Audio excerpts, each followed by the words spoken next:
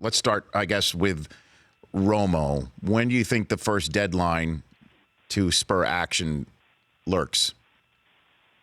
The draft. Like, I'm thinking, we're going through this, and as soon as it became clear on Thursday, I guess. Yeah, first day of the league year, Thursday. As soon as it became clear, I got a text from a Cowboys source who said we never intended to waive him. And I was like, all right, maybe we've all had this all wrong. Because the Cowboys people at the Combine were all talking about, we don't have to do anything, we can wait, we don't have anything in the contract we need to pay, we have all the time in the world. And even then I was like, all right, well then it's the draft. And so, the chances we are talking about Tony Romo on Thursday night leading up to the draft is pretty high because, it's not going to be a first-round pick. But maybe someone just says, you know what, maybe here's the situation. Let's say the Texans, who it seems like they're more interested than the Broncos at this point. They have no quarterback. Let's say the Texans whiff on the quarterbacks they want in the first and second round, and they say, all right, now we're just going to give up a third rounder for Tony Romo. Is that what crazy. Favre went for a fourth.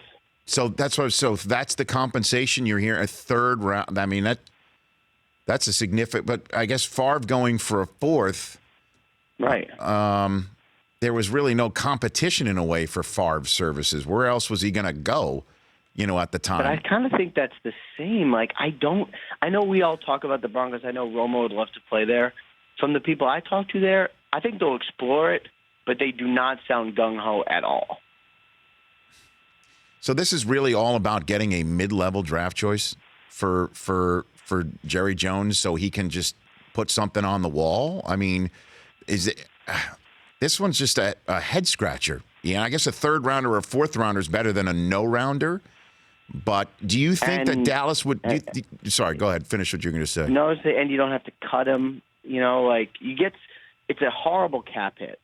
So at least, to me, and I hate to side with the Cowboys, but it actually makes a lot of sense. If you don't care about the optics of it, which I think Jerry probably likes us talking about him. Don't you think Jerry's going to love turning on the draft and hearing us debate what the Cowboys are going to get for Tony Romo? Well, he's going to think that's cool. But before all that, our former colleague at the shop now with MMQB, Albert Breer, was on yesterday pointing out he thinks that the deadline was going to be the off-season workout program because Romo's just going to show up and it's supposed to be Dak's team and everyone's going to be running up to Dak with a microphone and saying Tony's still here and Jerry, Tony's still here and Steven, Tony's still here and. That's a sense of awkwardness that the Cowboys are going to want to avoid. Where do you stand on that front? That's a good point. I would say the easy way around that is say Romo's been excused from off-season workouts where, nobody cares whether he's there or not. And the thing about Dak, and one of the really cool things about what happened last year is I cannot imagine any rookie quarterback or any rookie human being put in a situation like Dak was last year, where he literally just took the job from one of the all-time greats of the franchise and didn't cause any controversy.